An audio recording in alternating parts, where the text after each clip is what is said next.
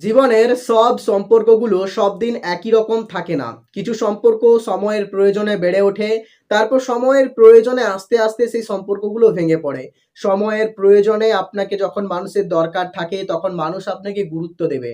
মানুষ আপনার সাথে সময় কাটাবে, আপনার সাথ ছাড়া চলতে চাইবে না। কিন্তু যখনই আপনি তাদের ভালোবাসার টানে তাদেরকে সাহায্য করতে আরম্ভ করবেন এবং তাদেরকে একটু স্বাবলম্বী করে তুলতে সাহায্য করবেন এবং আপনার সাহায্যের ফলে সেই সমস্ত মানুষগুলো যখন জীবনে একটু স্বাবলম্বী হয়ে পড়ে, তখন তারা নিজেদেরকে বিরাট কিছু মনে করে। তখন তারা তোমাকে ছাপিয়ে যাওয়ার চেষ্টা করবে। তার ফলে কি তুমি মানুষকে সাহায্য করবে না?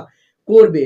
জীবনে যদি সামনের দিকে এগিয়ে চলতে চাও তবে কোনো মানুষের সঙ্গেই খুব একটা বেশি ঘনিষ্ঠ সম্পর্ক রাখো না।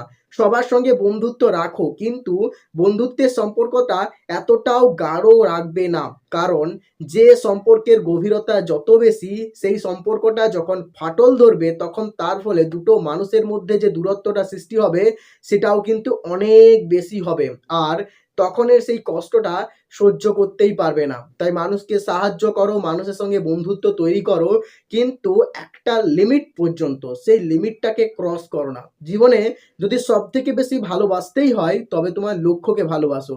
জীবনে যদি সবথেকে বেশি ভালোবাসতে হয় তবে পরিশ্রমকে ভালোবাসো। জীবনে যদি সবথেকে বেশি ভালোবাসো তবে নিজেকে ভালোবাসো। জীবনের প্রতি এইরকম ভালোবাসাগুলো কখনোই বিফলে যাবে না। কিন্তু যখনই তুমি তোমাকে ছেড়ে অন্য কাউকে বেশি ইম্পর্টেন্স দিতে যাবে তখন কিন্তু একটা সময় পরে তারা তোমাকে ছেড়ে যাবে। তারা তোমার ভালোবাসার গুরুত্বটাকে বুঝতে পারবে না।